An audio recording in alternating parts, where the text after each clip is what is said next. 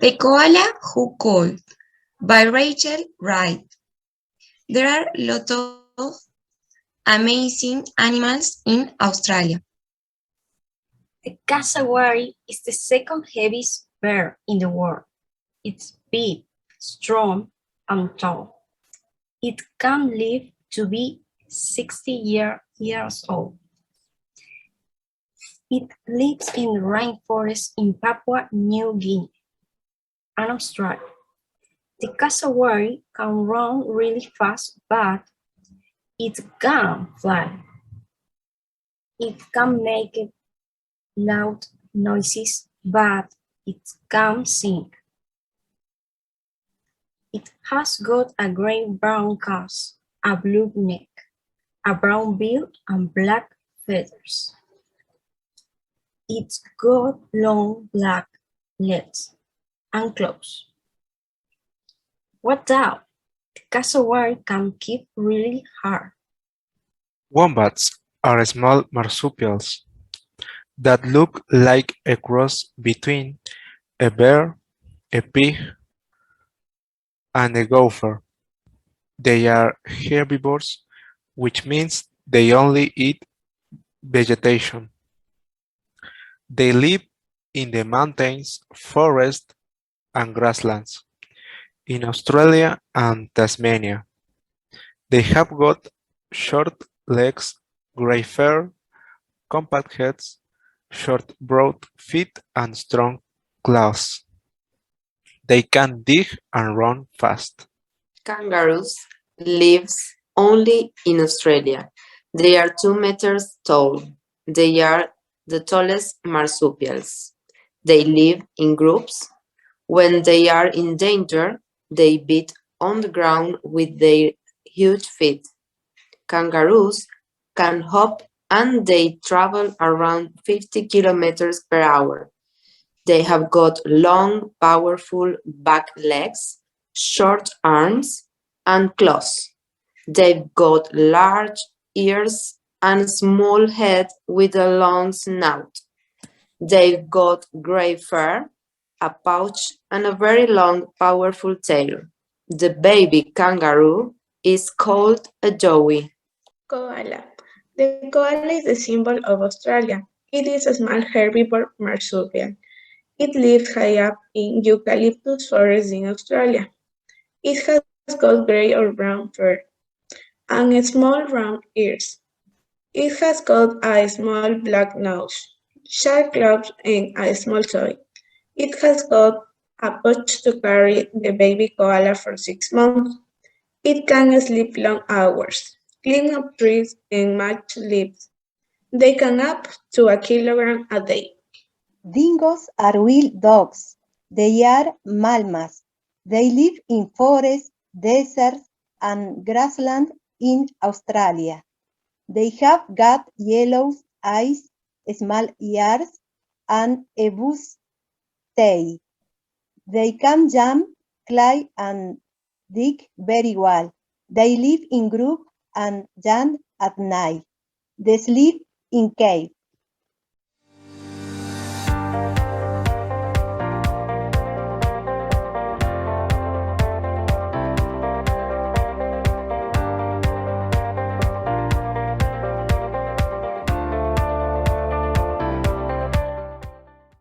Hello, welcome. We are going to learn about Jamaica. Did you know that Jamaica is known as the land of wood and water?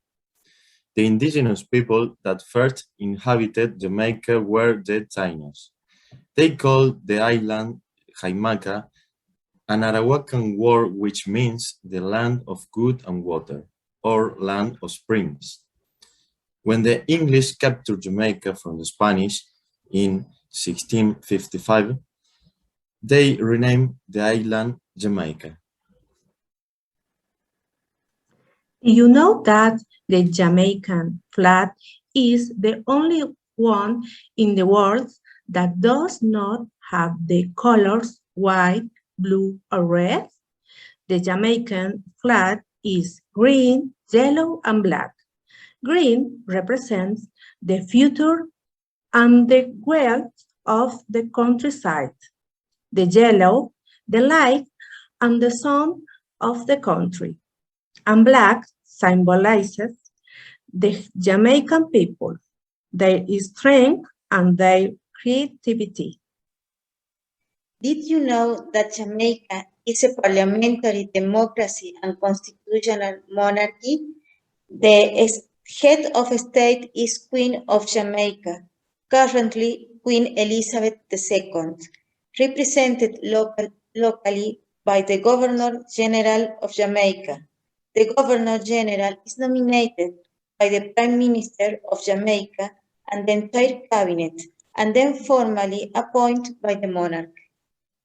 Did you know that Bob Marley was born in Jamaica?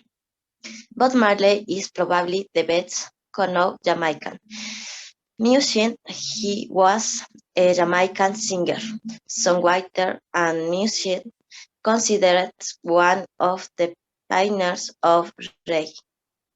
Did you know that Jamaica produces one of the most expensive and sought-after coffees in the world? The name of that coffee is Blue Mountain Coffee. Did you know that the most famous athlete in Jamaica is Usain Bolt?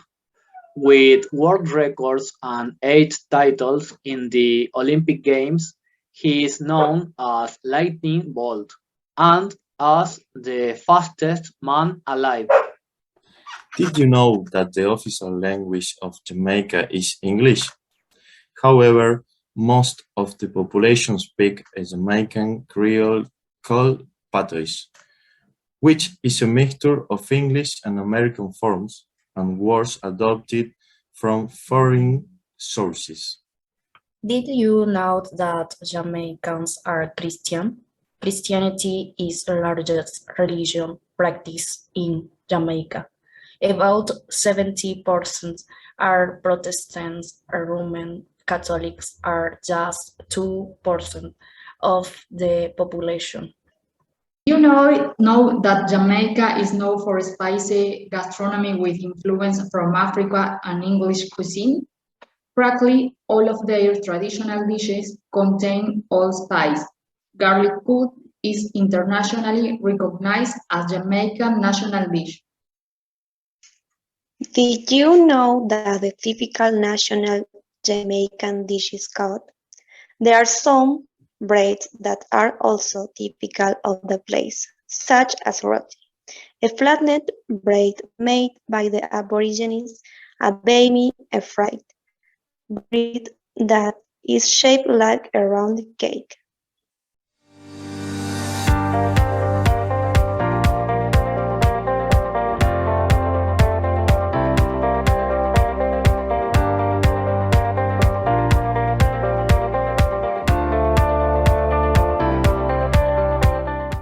Hello, my name is Facundo Celeste. I live in Salta. Hello, I am Aisha. I live in Salta. Hello, my name is Eugenia. I'm from Salta. Hello, my name is Julia. I'm from Buenos Aires. Hello, my name is Santiago. I live in Salta. Hello, my name is Elias. I live in Salta. Hello, my name is Abril. I live in Salta. Hello, my name is Gustavo. I am of Salta. Hello, my name is Pablo and I live in Salta. Hello, my name is Francisco. I live in Spain. Hello, my name is Giselle and I'm from Salta.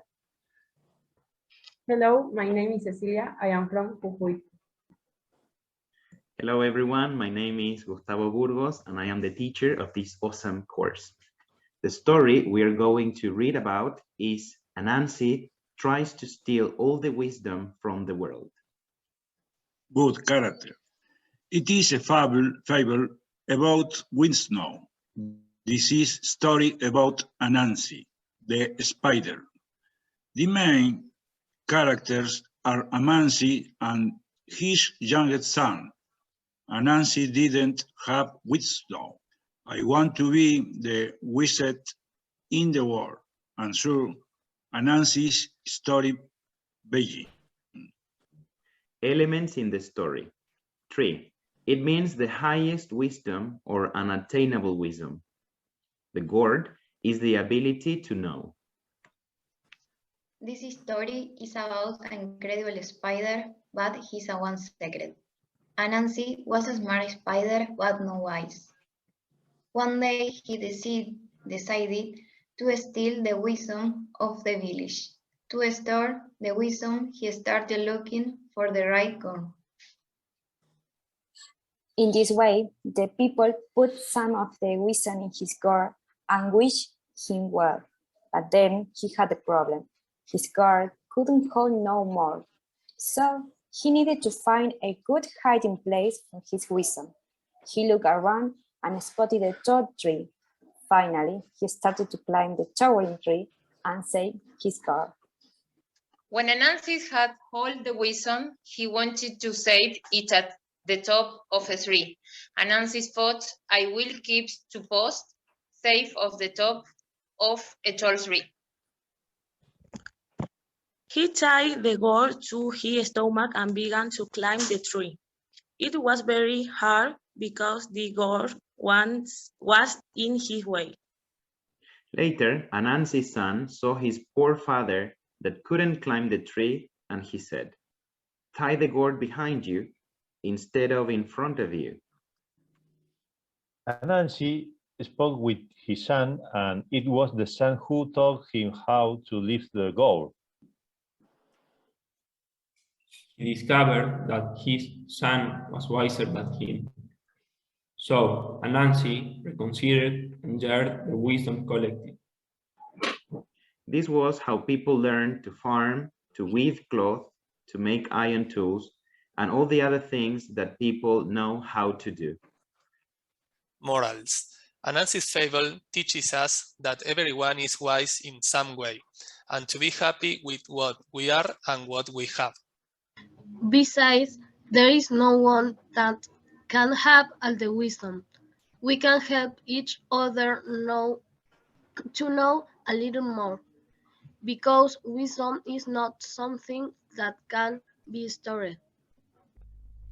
Wisdom requires the contribution of all of us as a team. It is a skill we all need to develop now. Learning to face life is a value that has much more significance than wisdom. Anansi was disappointed because a full pot is useless. We can feel or acknowledge gold every day and be happy.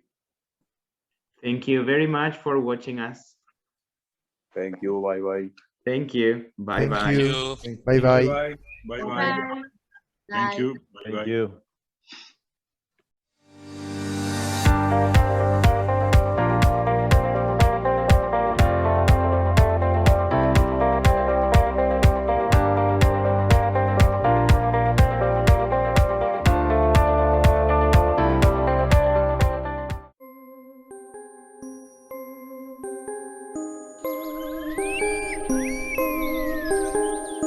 Le corbeau et le renard. Une fable de Jean de La Fontaine. Maître Corbeau sur un arbre percé. Tenait un son bec en fromage. Maître Renard par le dur à lécher. Gluton d'après ce langage. Et bonjour, monsieur de Corbeau. Que vous êtes joli, que vous me semblez beau. Sans mentir, si votre ramage se rapporte à votre plumage. Vous êtes le phénix des sautes de ce bois. À ces mots, le corbeau ne se sent pas de joie. Et pour montrer sa belle voix, il ouvrait un large bec, laisse tomber sa proie.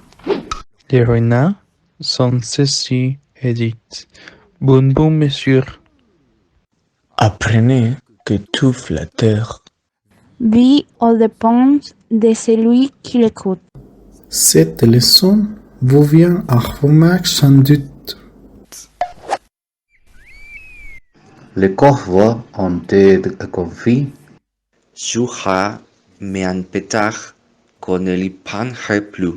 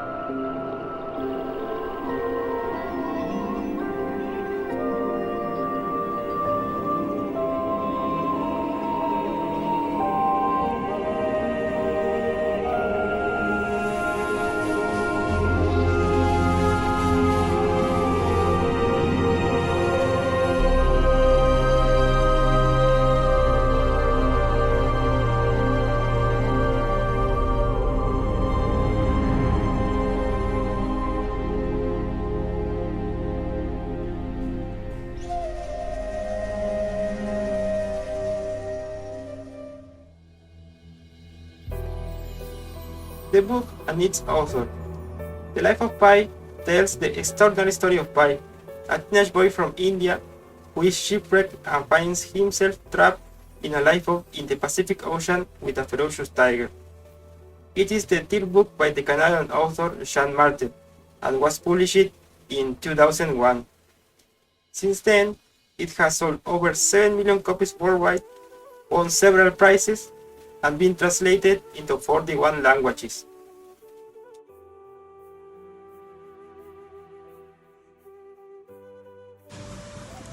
Arthur is the son of a diplomat, and when he was a child, he lived in Costa Rica, France, Mexico, and Canada.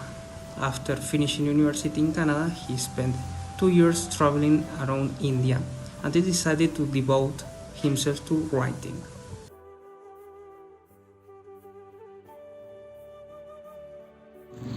The plot. In the first part of the book, we learn about Pi's childhood in the city of Pondicherry in India. His father owns and runs the city zoo, and the family home is in the zoo complex. When they are at school, Pi and his brother help out at the zoo. Here, Pi comes to appreciate the beauty of nature and learns a lot about animal psychology and behavior. Religion is important to Pi too, though his family is Hindu. He is curious about other religions and he makes friends with a Christian priest and a Muslim baker. To everyone's surprise, Pi declares himself to be simultaneously Hindu, Muslim, and Christian. When his family and teacher ask him to choose just one religion, Pi refuses, saying, "I just want to love God." From that moment, his family and teachers decide to let him make his own mind up about religion.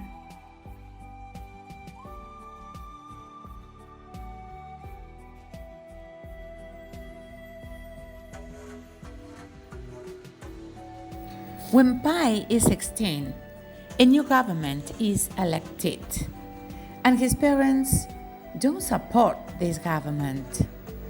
Worried about the future, Pi's parents decide to close the zoo and emigrate to Canada. Some of the animals are sold to zoos in North America, and the family travel by ship to Canada, taking the animals with them. On the way, there is a terrible storm and the ship sinks. Tragically, Pai's family and the ship's sailors all drown. But Pai finds himself in a lifeboat with a hyena, a zebra, an orangutan, and an enormous tiger.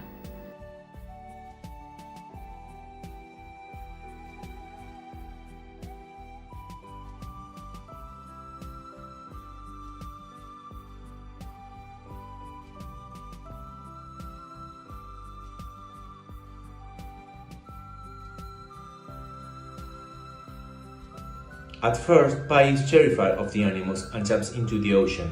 Then he remembers that there are hungry sharks in the water around him and realizes his only option is to climb back into the lifeboat.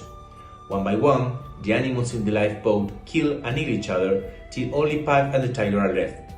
Fortunately for Pai, the tiger, who he names Richard Parker, is seasick and has no immediate interest in eating him. As time goes by and it becomes clear that no ships or helicopters have been sent to rescue survivors, Pai decides to use his knowledge of animal psychology to stop Richard Parker attacking him. Using eye contact, a whistle, and rocking the boat to make the tiger seasick, he sets out to show Richard Parker that he is the dominant animal on the lifeboat despite the tiger's far superior strength. Pai discovers a supply of food and water on the boat, but soon he needs to start catching fish to keep himself and Richard Parker fed. Pai and Richard Parker spent 227 days in a lifeboat. They lived through hunger, illness, and exhaustion. They endure violent storms and the burning heat of the Pacific sun. But somehow, they survive. At times, Pai finds comfort in his three religions, but at other times, he is overcome with loneliness and despair. Finally, the Mexican coast appears on the horizon, and everything changes. It would be a shame to give away the ending, so you will have to read the book yourself to find out what happens to Pai and Richard Parker once land is in sight.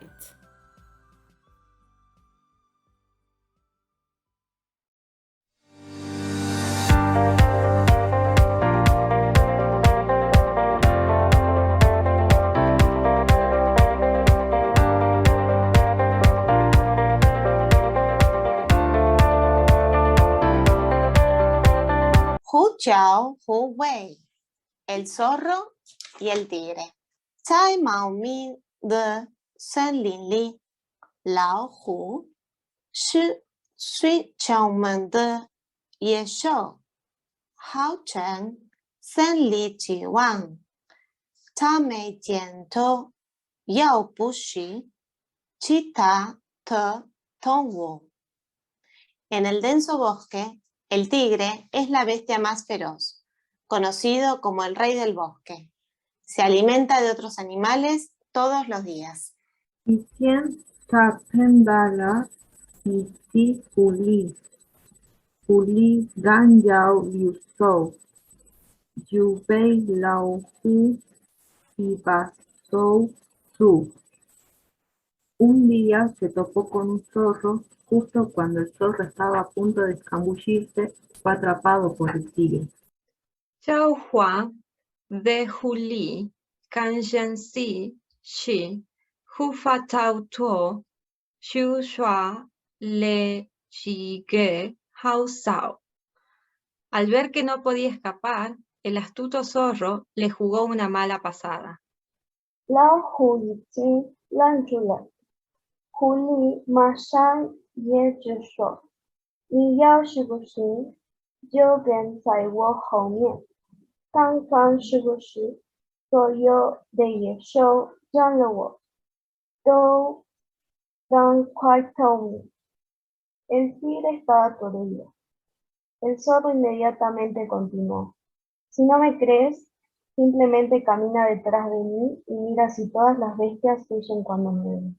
Lao hu, ting le hu, li shu, hua, de ku kin, hen da, tai du she, hen, yan xin, shu shu, yan tian xin, le, shu din, gen, shen hu, li ku, can can.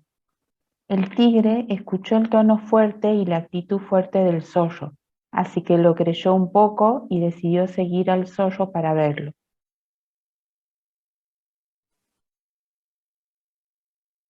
Lin, Li Da, Xiao Xiao, Yi Zhou Men, Kan Xian Hu, Li Da Yao, Da Bai, Yao Hu, Yang Wei Di, Shou Gulai. Las fieras del bosque, grandes y pequeñas, se asustaron a muerte cuando vieron al zorro, balanceándose y pavoneándose. Hou mian gen se ji si san ya hu sao da lao hu. Du xia da yao ming si chu ben pao. Seguido por un gran tigre con colmillos y garras, todos muertos de miedo corriendo. 老虎不知道野兽们怕的是自己，以为真是被狐狸的威风吓跑的，完全相信了狐狸的话。El tigre no sabía que las bestias le tenían miedo, así que pensó que estaba realmente asustado por la majestuosidad del zorro y creyó completamente en las palabras del zorro.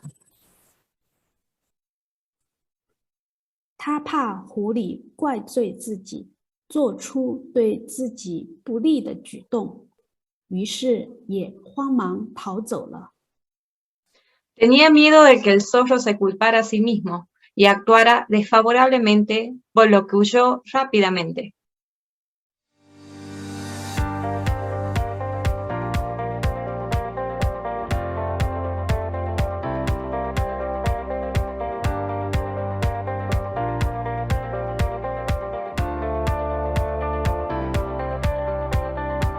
Humbu Nolbu.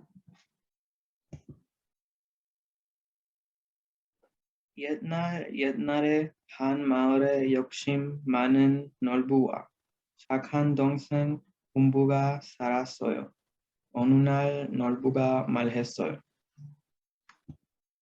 놀부, 이제 더 이상 너의 먹여 살릴 수 없으니 이 집에서 쏙 나가거라. 형은 동생 흥부를 내쫓았어요. 놀부, 쏙 나가라. 놀부, 내 집 앞에는 놀부도 하지 말아라. 역시 많은 놀부가 어려겠어요. 다시는 발고 못 들이게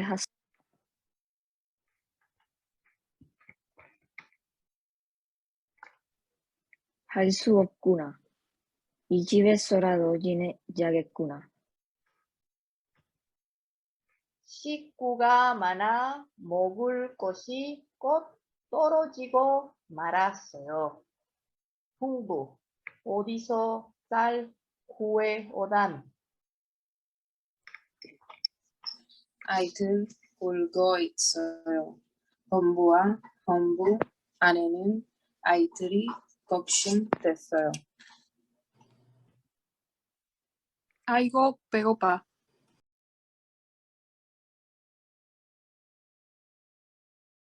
봄이 되자 흥분의 집에 제비 부부가 날아와 등지를 들었어요. 가난한 우리 집도 제비가 찾아와 등지를 드는구나. 제비 등지에서는 갓 태어난 새끼 제비들이 지지배배 노래를 불렀어요. 그때 뱀이 나타나 새끼 제비를 잡아 먹으려고 했어요. 아, 무서워. 썩 가지 못하겠으니. 뱀이 놀란 새끼 제비 한 마리가 등지에서 그만 떨어졌어요. 이런 다리가 부러졌구나. 흥부와 흥부 아내는 제비의 다친 다리를 정성껏 치료해 주었어요. 곧 나아서 날게 될 거야. 시간이 지나 제비는 다시 건강을 되찾았어요. 안녕. 봄이 되면 다시 올렴. 해가 지나 봄이 왔어요. 지난해 다쳤던 제비가 박씨 한 개를 물고 왔어요. 흥부와 흥부 아내는 박씨를 울타리에 심었어요.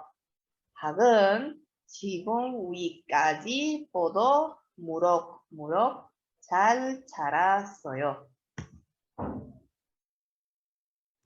주렁주렁 많이도 졸렸네. 흥부와 흥부 아내는 보름달만큼 커다란 박을 땄지요. 이 바가지 복 바가지 슬금슬금 복칠하세. 두 사람은 노래를 부르며 박을 땄어요. 이게 꿈이야. 와.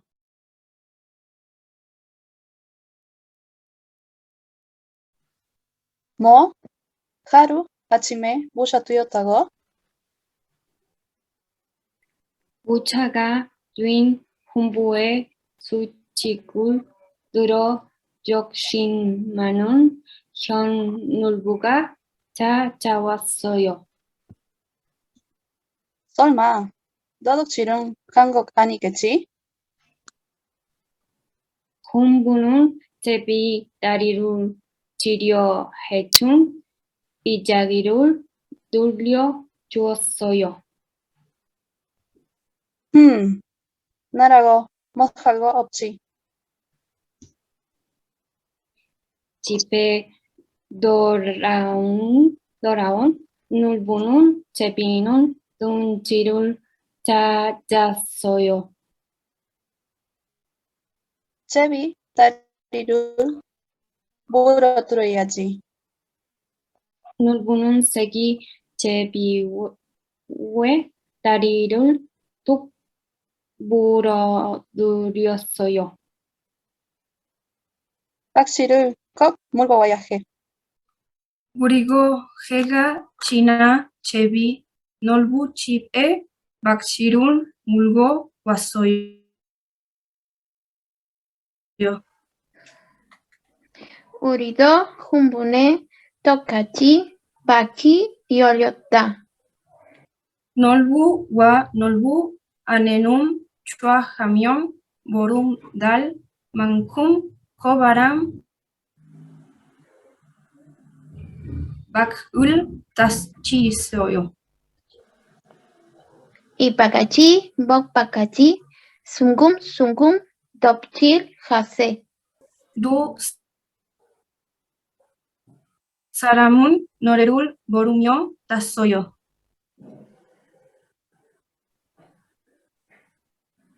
먹더인 놀부 저리 와.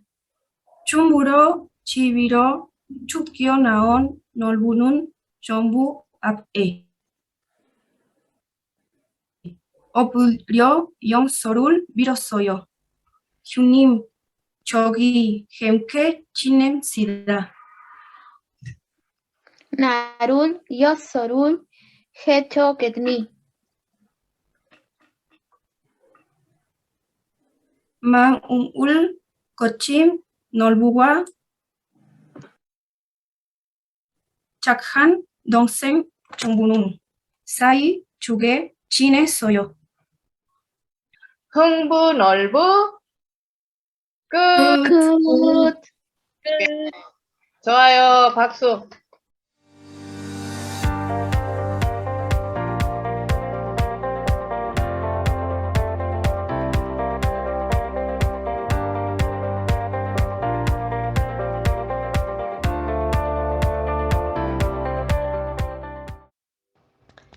Tales behind totem poles.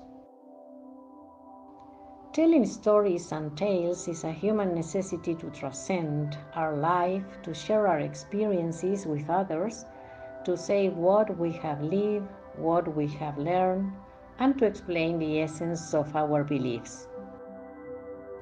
This can be done by writing, photographing, and publishing on digital media, but the most ancient ways were drawing, painting, or even stone wood carving. From Egypt to Pascua, clans and people found out how to express themselves. Going up north, we can find totem poles in Canada that they tell their stories of First Nation families and clans or keep records of important historical events.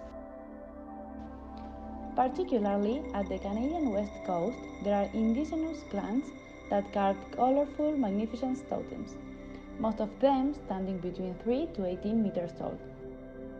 Totem poles show regional animals called crests, representing skills, honor, and cultural values. The crest on a totem pole belongs to a family and tell its story. The most common crests of the indigenous people of the Pacific Northwest include the eagle, the raven, the thunderbird, the bear, the beaver, the wolf, the killer whale, and the frog. Most totem poles were carved from mature cedar trees, using sharpened stones and cedar carving tools. Cedar resists rot better than other trees, and was therefore a natural choice to ensure that the stories are preserved for many future generations. In the last century, traditional pole carvings nearly died out. Fortunately, today's indigenous carvers are bringing back the crests and stories of the poles for families and clans to pass along to their future generations. What would your totem pole look like? My family story. This is the life story of my grandfather. He was called Jorge. He was an immigrant. He was born in Arabia. He arrived in Buenos Aires when he was 5 years old with his parent and little brother. The totem whales represent migration. They came with only $5. His life story was difficult. My grandfather and parent worked all day, so he and his little brother grew up in the street. My grandfather, the lion, represents him because he was a fighter. He started to work when he was 11 years old, selling newspaper in Once, Buenos Aires. After many years, they moved to the north, in Mosconi, Salta, and met my grandmother.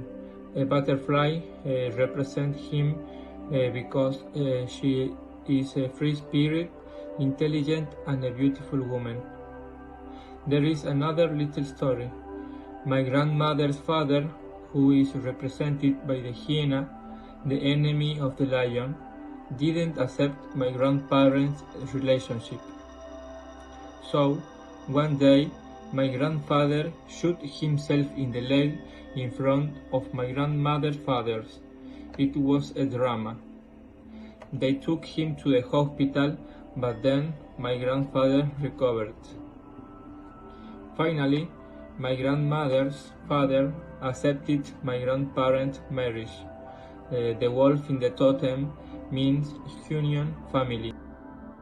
When World War I broke out in 1914, Juan, my great-grandfather, and his mother were forced to do anything to survive. As a teenager, his job was to remove dead people's documents. He used this opportunity to steal their belongings, money, and watches, which then he gave to his mother. This way, they managed to sustain themselves. Later, they moved to Poland, where they had to fish on broken lakes, dig wells, and weave nets. Someone offered Juan the opportunity to travel to America, where war didn't reign. Even knowing the dangers involved and that they would never see their mother again, Juan and his brother decided to start the journey. When they arrived, my great-grandfather was sent to the south of Argentina. He was part of the road construction.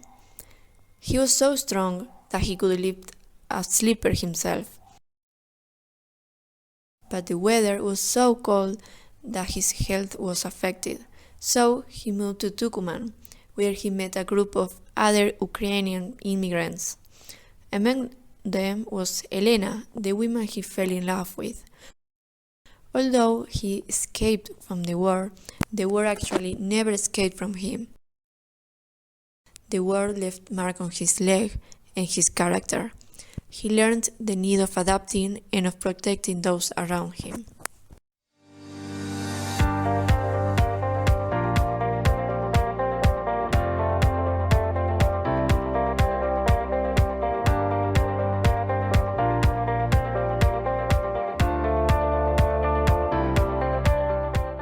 Boa tarde, eu sou Hélio, eu sou aluno da UCASAL, o Centro de Idiomas. Estou no nível B1 com a profa Cristina Hurtado. E hoje, na comemoração do Dia do Livro, vou fazer uma leitura de uma fábula. Mas antes eu queria apresentar a minha namorada, que hoje vai me ajudar com a compreensão da leitura que eu vou fazer. Pronto, a minha namorada agora vai se apresentar. Hola, mi nombre es Fiorella Gil y voy a ayudar hoy a mi novio con la lectura y comprensión de la fábula. Perfeito. Pronto, a fábula de hoje é do corvo e a raposa. Vou começar com a leitura. O corvo pousou numa árvore com um bom pedaço de queijo no bico. Atraído pelo cheiro do queijo, aproximou-se da árvore uma raposa. Com muita vontade de comer aquele queijo e sem condições de subir na árvore, afim não tinha asas, a raposa resolveu usar sua inteligência em benefício próprio. Bom dia, amigo corvo, diz bem matreira a raposa. O corvo olhou-a e fez uma saudação, balançando a cabeça. Ouviu falar que o roxinhão tem o canto mais belo de toda a floresta. Mas eu aposto que você, meu amigo, acaso cantasse ou faria melhor que aquele outro animal. Sentindo-se desafiado e querendo provar seu valor, o corvo abriu o bico para cantar. Foi quando o queijo caiu-lhe da boca e foi direito no chão. A raposa apanhou o queijo e agradeceu o corvo.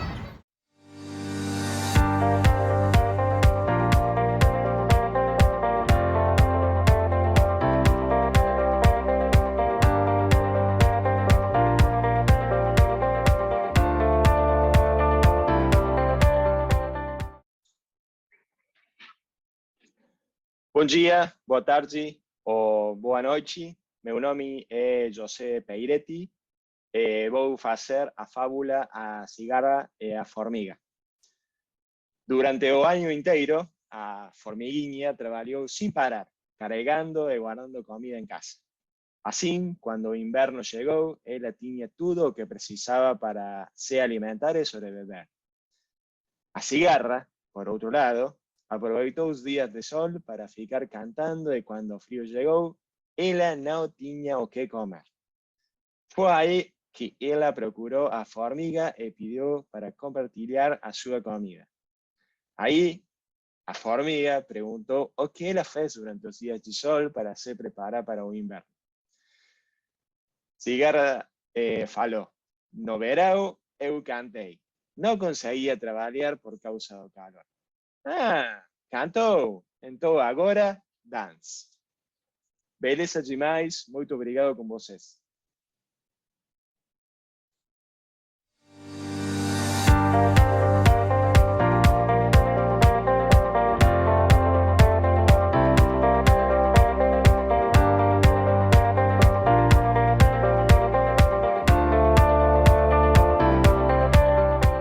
Buon pomeriggio a tutti. È un piacere presentarsi come studenti del corso di italiano A1. Per questo evento collaboriamo con la poesia per bambini L'insalata spaghetta di Gianni Rodari. Gianni Rodari è nato nel 1920, scrittore, pedagogo e giornalista italiano, specializzato in letteratura infantile e giovanile. È morto nel 1980. Le sue opere si caratterizzarono per l'umore, l'immaginazione e la fantasia. Le sue opere più importanti sono il libro degli errori, l'avventura di Cipollino e la grammatica della fantasia. Ha ricevuto il premio Hans Christian Andersen. L'insalata spagliata di Gianni Rodari. Un professore entra in un ristorante e ordina un'insalata. La insalata ha cipolla, pomodoro, sedano e lattuga.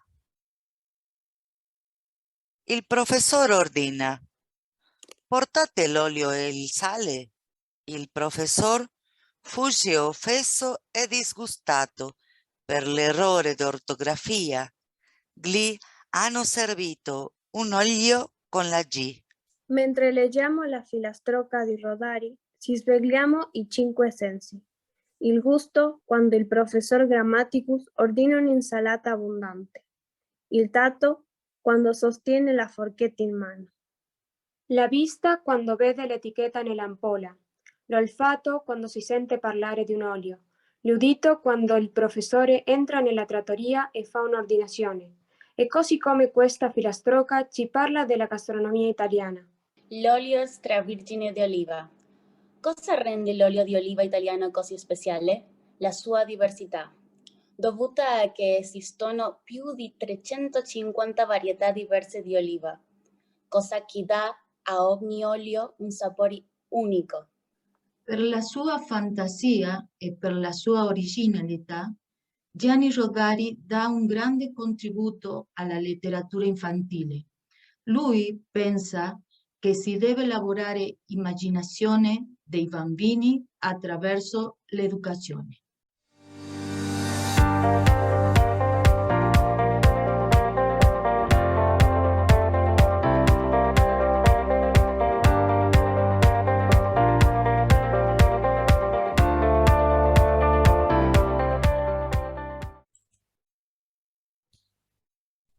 Gianni Rodari nel 1964 ha scritto un libro che si chiama Il libro degli errori. Ha un racconto molto interessante intitolato Essere e avere. Rodari è stato uno scrittore di storie per bambini, ha scritto molte opere importanti conosciute in tutto il mondo. Il racconto Essere e avere ha un messaggio ben preciso. Rodari ha cercato di trasformare gli errori in occasioni di riflessione. Lui parte da comuni errori di ortografia e di scrittura e ci fa riflettere sugli errori della vita. In particolare usa la difficoltà di scegliere che verbo ausiliare usare per il passato prossimo, essere e avere, per lasciarci il suo insegnamento. La grande sfida è agire con empatia con tutte le persone, soprattutto con gli immigranti e gli emigranti. Superare i pregiudizi. Non è facile per nessuno abbandonare il proprio paese, lasciare indietro le cose, gli amici, la casa, la famiglia. È una strada di paura e insicurezza verso l'ignoto. I primi ostacoli sono la lingua e il lavoro, ma ci sono anche altri problemi perché di solito gli immigrati sono discriminati. La gente ha pregiudizi e diffidenza verso quello che non conosce. Abituarsi richiede molto tempo, ma non tutta la vita degli immigrati è così, perché alla fine c'è il sentimento di speranza e la fiducia in un futuro migliore. Emigranti italiani nel mondo. L'emigrazione italiana è un fenomeno su larga scala che abbraccia 3 periodi. Il primo periodo, conosciuto come la Grande Immigrazione, inizia nel 1861, dopo l'unità d'Italia, e finisce negli anni 20, con l'ascesa del fascismo. Il secondo periodo di grande immigrazione all'estero, conosciuto come migrazione europea, va dalla fine della Seconda Guerra Mondiale nel 1945 agli anni 70.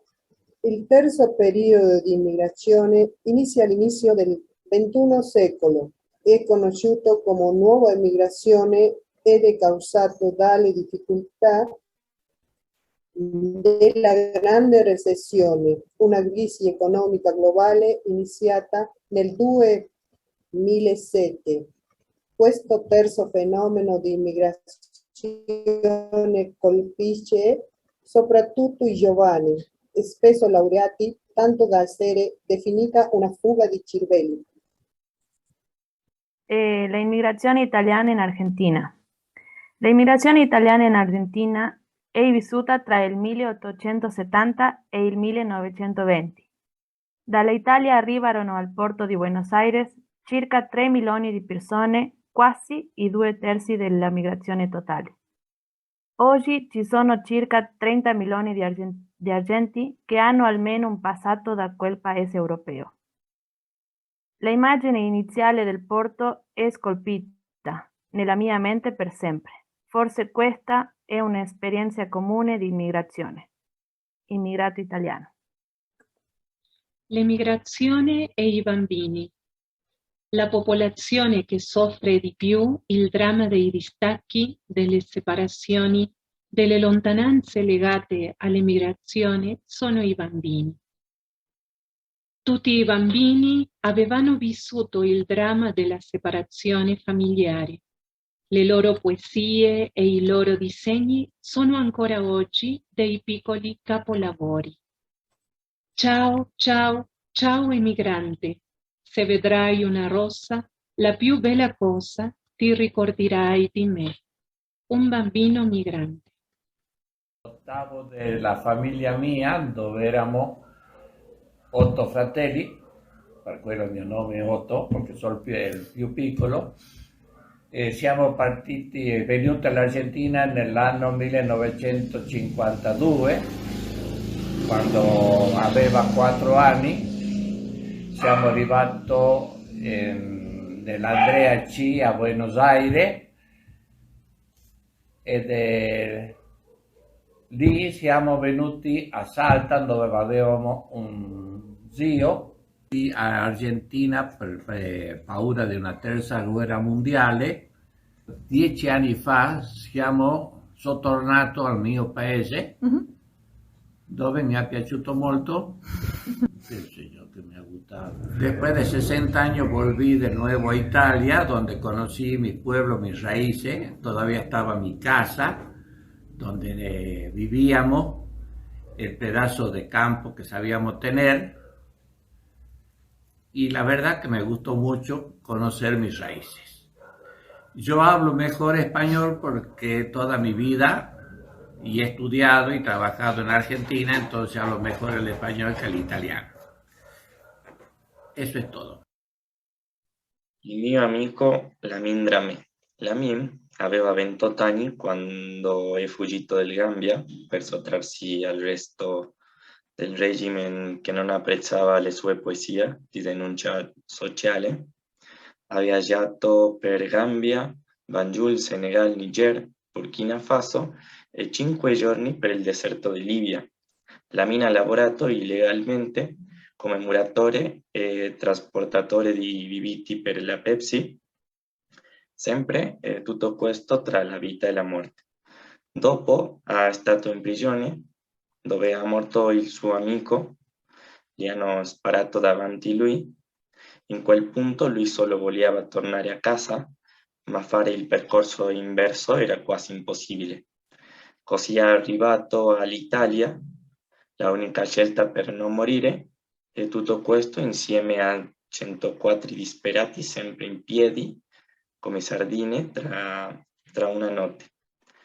Quando ha potuto fare il permesso di asilo e il documento di viaggio, è arrivato all'Italia, a Pavia, dove l'ho conosciuto io, e mi ha detto che il suo sogno era veramente tornare a Gambia, ma anche fondare una casa di editrice e magari una scuola. Ma prima di questo bisogna conoscere e diffondere più la cultura. E oggi Lamin è dottore in scienze politiche e mio fratello di cuore.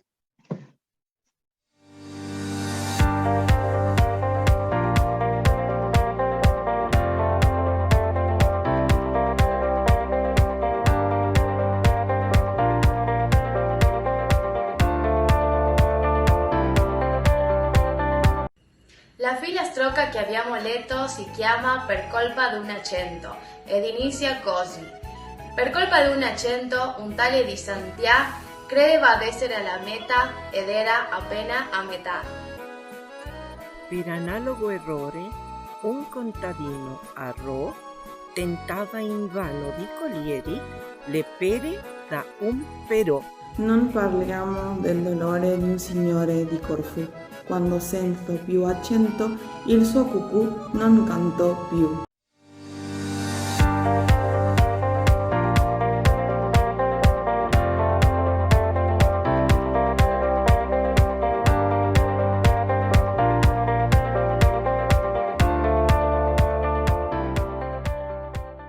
Bonjour et bienvenue au jour du livre 2022 du CIU. Je vous présente le groupe A1 du matin en ligne de français. Ils vont vous lire la fable de Jean de La Fontaine, La cigale et la fourmi. La cigale ayant chanté tout l'été se trouva fort de propos quand la bise fut venue. Assis sur le petit morceau de mâche ou de vermisseau, et la clientanie se la fourmi sa voisine. La prière de Louis prêtait quelques grains pour subsister jusqu'à la saison nouvelle. Je vous parie, lui dit-elle. Avons-nous foi d'animal, intérêt à principal. La fourmi n'est pas redoute cela son mois de dépôt. Que faisiez-vous au temps chaud? Dit-elle, c'était un pâture. Nuit et jour, à tout venant, je chantais, ne vous déplaise. Pour chanter, je suis fort à l'aise et viens danser maintenant.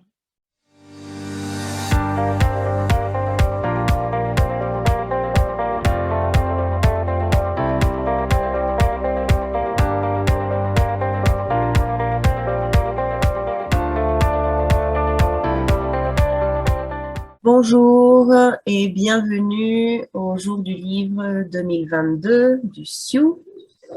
Je suis ici avec le groupe de français niveau B1 en ligne qui va vous présenter un conte d'Afrique, Maoura. À vous. Alors, nous travaillons avec l'histoire Maoura, la fille qui grave les trop. C'est un conte de livres Les sorciers de Niamina et autres contes d'Afrique de l'Ouest. C'est un livre écrit pour Marie Ferraud. Marie Ferraud est connue pour ses histoires et ses livres jeunesse où elle traite avec une attention particulière des questions telles que la immigration et l'intégration. Bien. Nosotros trabajamos con este libro, que es un libro escrito por Marie Ferraud. Es una colección de de cuentos africanos, y en particular este cuento se llama Maura, la niña que trabaja mucho.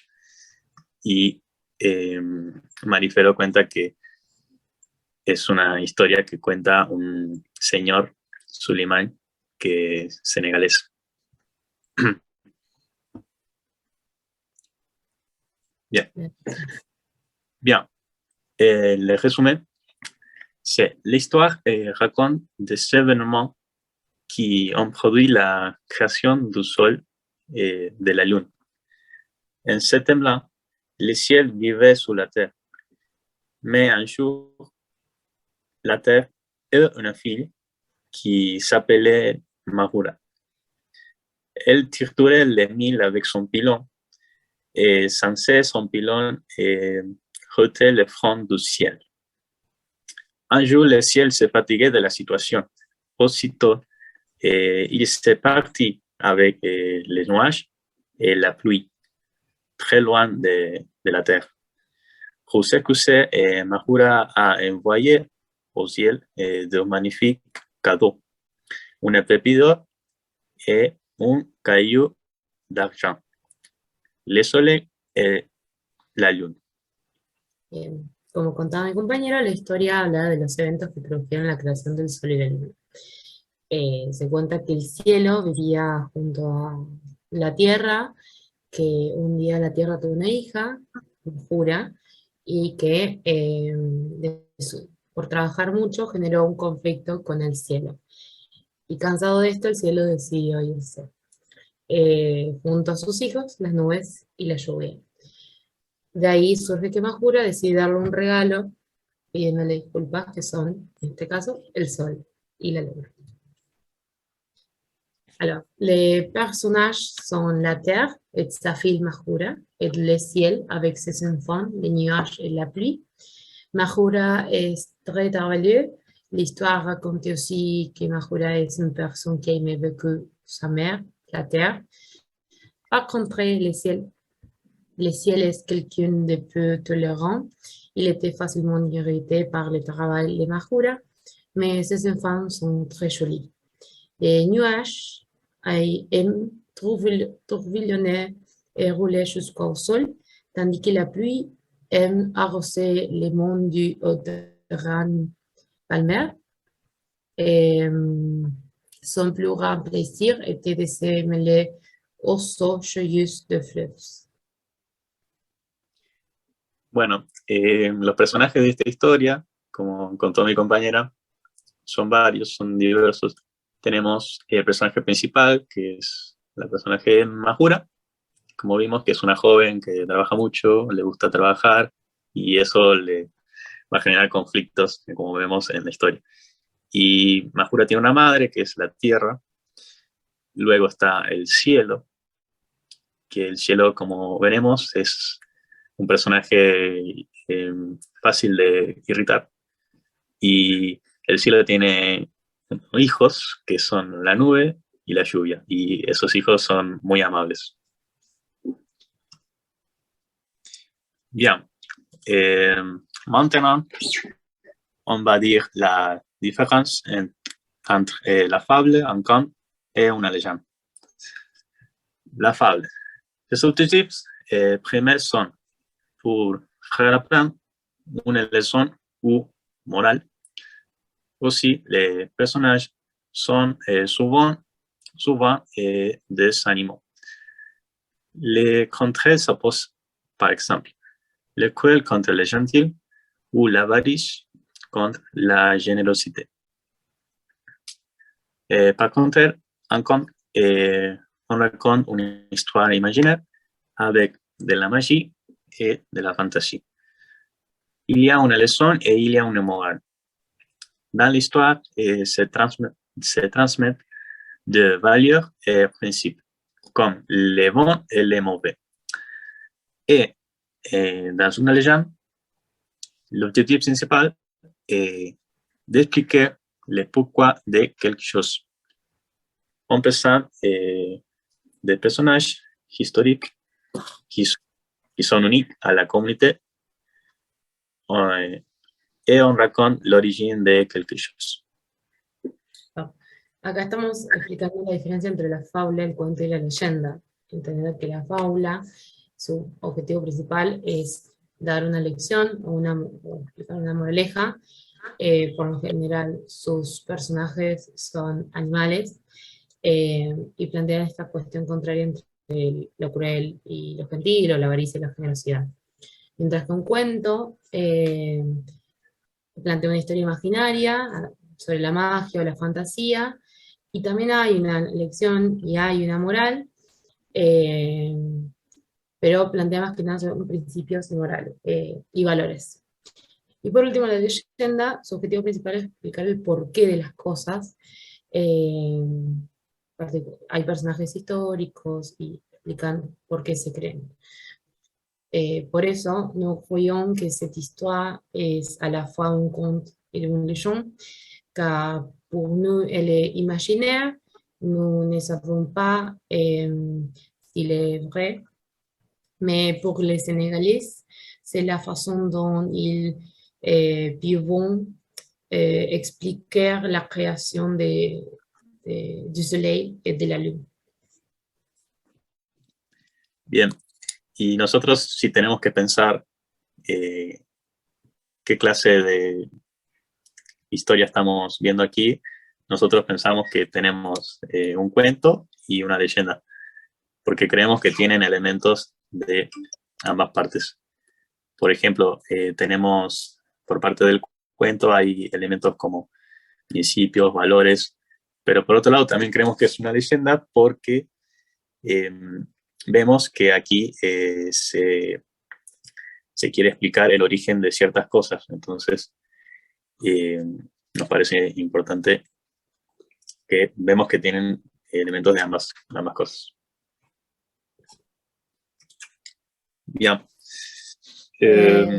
J'adore les contes et j'aimerais bien en lire de partout dans le monde. Malheureusement, que ce soit l'histoire ou le narrateur emblématique ici, je n'étais pas passionnée par ça dans l'ensemble. Au contraire, à mon avis, cette légende a des éléments très ingénieux pour décrire chaque création de la lune et du soleil. Je pense que la manière de raconter la formation de cette toile est magnifique. Pourtant, il y a des choses que je n'aimais pas.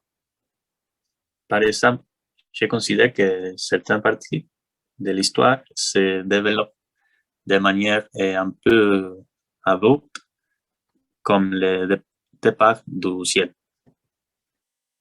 Bien, acá estamos contando que para mí, a mí me gustan mucho los cuentos y me gustaría conocer de todo el mundo, pero con esta historia en particular, no sé si fuera narración o la historia en sí, no me sentí muy apasionada por ello. Y por mi parte, hubieron cosas que sí me gustaron y otras cosas que no de esta historia. Por ejemplo, lo que sí me gustó fueron los elementos ingeniosos para describir la creación de ciertas cosas como la luna, el sol y también las estrellas. Por otro lado, hubieron cosas que no me gustaron tanto, como por ejemplo un poco el desarrollo abrupto de algunos sucesos, como por ejemplo el enojo del cielo y la partida un poco pronta a mi gusto. Bien. Bien. On vous propose un fin alternative inverti pour nous. Un jour, la Terre s'est préoccupée par la situation de Mahura et le ciel. Bien que la Terre soit très heureuse pour sa fille, c'est vrai que la situation était inquiétante.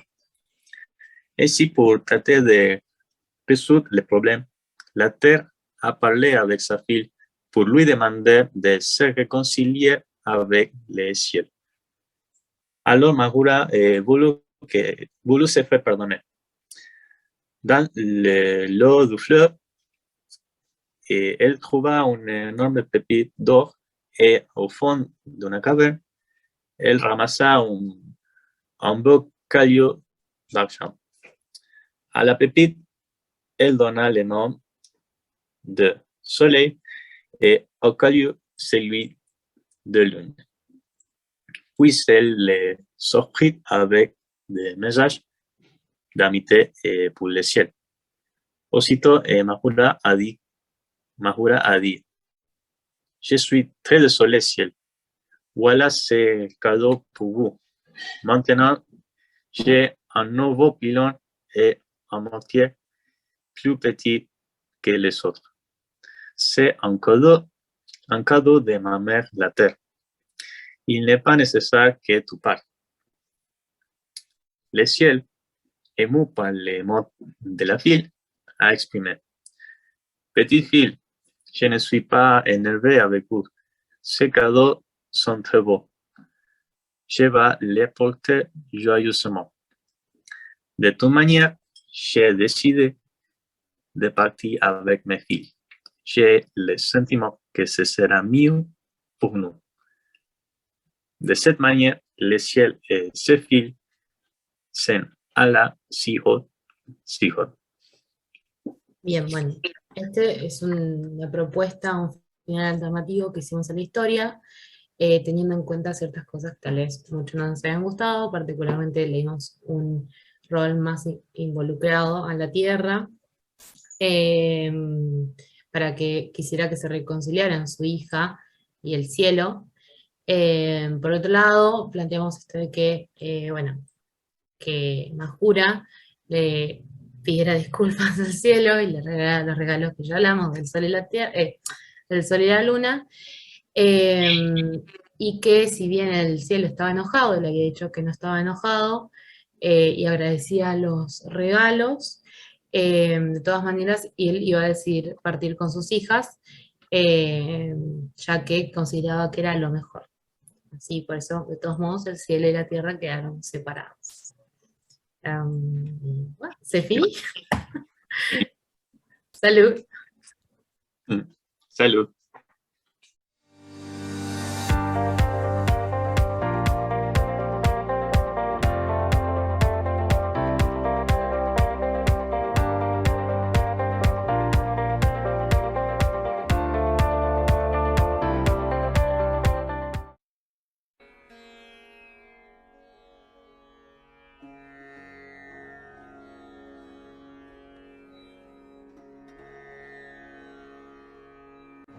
Mahatma Gandhi was an Indian lawyer, anti-colonial nationalist, and political ethicist who employed non-violent resistance to lead the successful campaign for India's independence from British rule. There's not a single person in the world who is untouched by teachings of Mahatma Gandhi. Take a look at some of his teachings. The greatness of a nation and its moral progress can be judged by the way its animals are treated. Animals are living creatures that need to be treated with the respect that they deserve. In a gentle way, you can shake the world, Mahatma Gandhi. Be honest. Be good, be different, be in a gentle way, be the reason you cause the big shaking. The weak can never forgive. Forgiveness is the attribute of the strong. The strength is in forgiveness, not resentment. Be the change that you wish to see in the world, Mahatma Gandhi. Be just that change the world is needing from you right now. An eye for an eye only end up making the whole world blind. Mahatma Gandhi.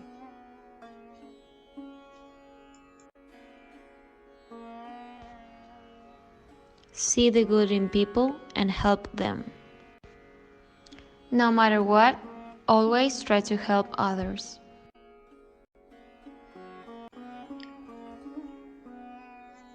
You must not lose faith in humanity. Humanity is an ocean. If few drops of the ocean are dirty, the ocean does not become dirty. Mahatma Gandhi.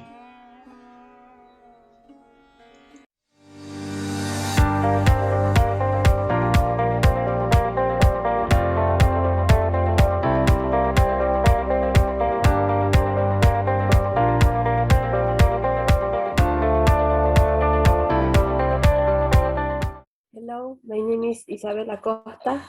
I'm from Salta. Hello, my name is Ramiro Aguirre. I'm from Salta, and I am a student of civil engineering.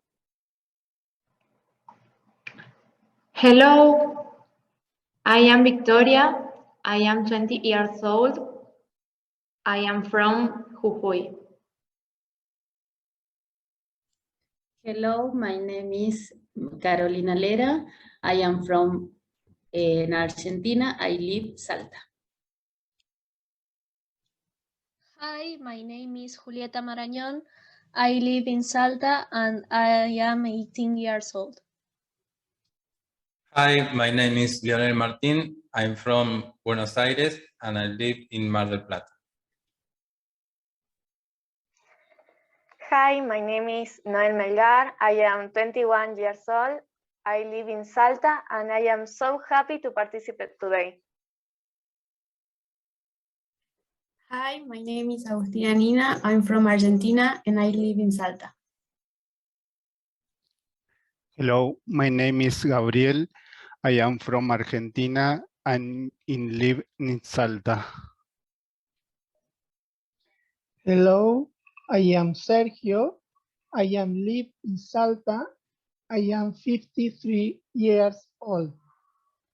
Hello, my name is Alberto. I am a Peruvian and I live in Salta, and I am really happy to be here today. Hello, my name is Candela. I'm from Argentina. I am 20 years old and I'm so happy to participate with this. Hello, my name is Nazareno. I am from Salta. I live in Esquel. Hello, my name is Juanita. I am from Salta. Hello, my name is Claudia. I'm from Salta. I live in there. I am a speech therapist. Hello everyone, my name is Gustavo Burgos and I am the teacher of this amazing group.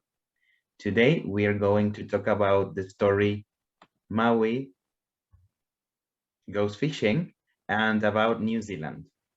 New Zealand info. New Zealand means Gran Nube Blanca. It is a country in Australasia located in the Northwest Pacific Ocean. There are two main islands, the Ika and Maui, and the Wai Poumamu, and also a small island. The first inhabitants were the Maoris, and New Zealand has three official languages: English, Maori, and Sign language. There are more sheep than people. The flag adopted in 1902. The color blue means the sky and the ocean. The star represents the Southern Cross, and the British flag represents their loyalty to UK. The weather is warm. In summer, the sun is very intense around the country. Seasonal changes are not extreme. The north has subtropical weather during summer, while areas of South Island can be -10 degrees in winter. It snows abundantly during the winter. January and February are the warm months, and July is the coldest month of the year. 50% of the population is Maori. More than 30% of the country is a national park. For every person you see in New Zealand, there are 10 sheep. It is the last country in the world to be inhabited by humans. Cultural aspects. New Zealanders love sports activities such as diving, hiking, and riding. More than 10% of New Zealanders are vegetarians. The food uses traditional products such as beef, and the dishes are characterized by interesting flavors and fresh ingredients. New Zealanders go to pubs to watch rugby games and drink craft beer. They have a sweet tooth, and the restaurant's menus include very creative desserts, such as sweet pizzas. In New Zealand, they are coffee lovers. There are espresso machines in every coffee shop. The national sport in New Zealand is rugby. They are world champions, and their nickname is All Black for the completely black uniform. The characteristic dance is haka. This is a war dance of Maori origin that represents a demonstration of pride, strength, and unity. New Zealand encompasses 3 official languages, which are single languages, Maori, and English. New Zealand is the first country to establish single languages as an official language. Today, most Kiwis are not farmers, with 86% of the population living in cities. More people live in the city of Auckland or North Island than the whole population of South Island. Interesting info. A kiwi in New Zealand can be 3 different things. Kiwi fruit, a fruit. Kiwi bird, the bird. Kiwi as a person from New Zealand. New Zealand has the largest name for a city. New Zealand doesn't have poisonous animals. 1 in 3 inhabitants have a boat, and New Zealand doesn't have nuclear stations. Elements of the story: the canoe, waka, tuna fishing, nature from the island Hawaii, Maui as a demigod, the albacore tuna, the most of the common fish. The basket kete Maori, part of Maori art, made specially for women. Traditional tattoo moko, rank distinction for the tribe. Thank you very much. Thank you. Bye bye. Thank you. you. Bye-bye. Bye. Thank Bye. you. Bye.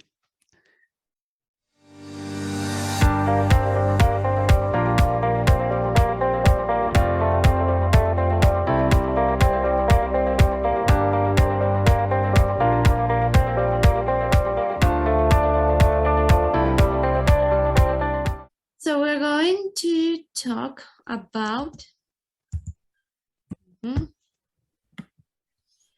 Ireland, the Irish culture, and the symbols of this country. The shamrock is the national flower of Ireland. Saint Patrick used it to explain the Holy Trinity. The harp is the national emblem of Ireland. The Celtic cross, according to one theory, the Celtic cross represents the 4 cardinal directions. The Claddagh ring represents love, loyalty, and friendship. Fairies. Irish people follow one rule: do not annoy the fairies. In fact, fairies should never be referred to as fairies. They are the good people or the little people. Leprechauns. They are quick-witted, highly intelligent, and will do anything to evade capture. Saint Patrick is patron saint and national apostle of Ireland, credited with bringing Christianity to Ireland. Guinness. Guinness is an Irish black beer that in the brewery of Arthur Guinness at St. James Gate, Dublin, Ireland in 1759. Irish pubs are characterized by unique culture centered around a casual and friendly atmosphere, hearty food and drink, Irish sport, and traditional Irish music. Irish stew. It is a stew native to Ireland that is traditionally made with root vegetables and lamb, but also commonly with beef. Irish languages, although English is the main language spoken in Ireland, Ireland also has its own unique language known as Gaelic. It's only spoken as a first language in certain parts of the country, such as areas in Galway, Kerry, Cork, and Donegal.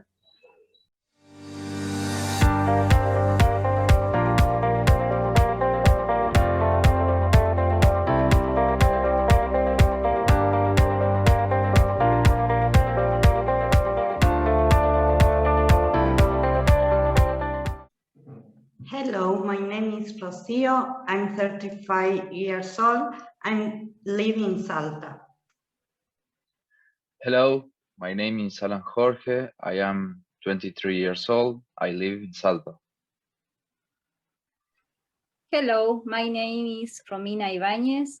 I'm 30 years old and I live in Salta.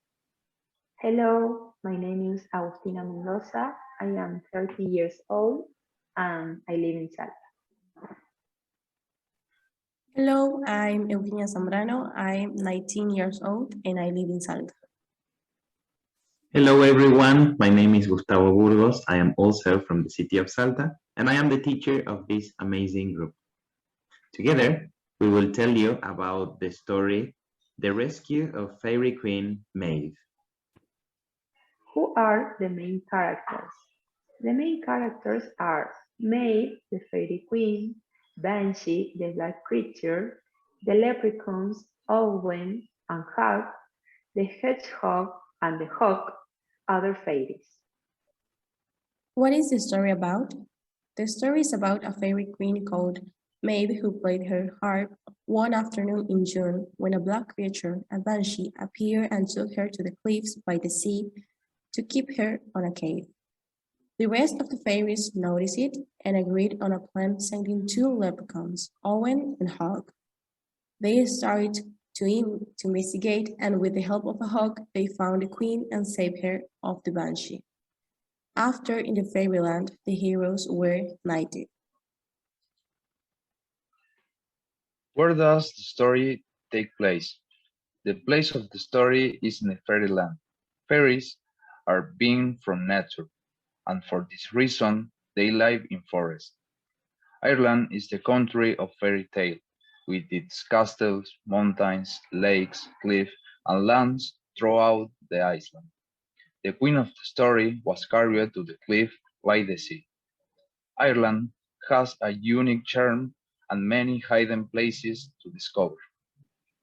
Did you like the story? Why or why not? Yes, I did. I like it because it teaches to value each person's freedom. I like the story because I think it is important for island culture. And this is beautiful for the kids also. It's interesting. It shows the importance of things you have daily and you don't see. For example, Queen Maeve dreamed with her freedom, but when she was kidnapped, she was sad and needed to change her mind. What do you think is the most important part of the story? The most important part in the story is teamwork for a mission and when Maeve is rescued because she can appreciate the little thing and her freedom. Great, thank you very much for watching us. Bye-bye. Bye. Bye.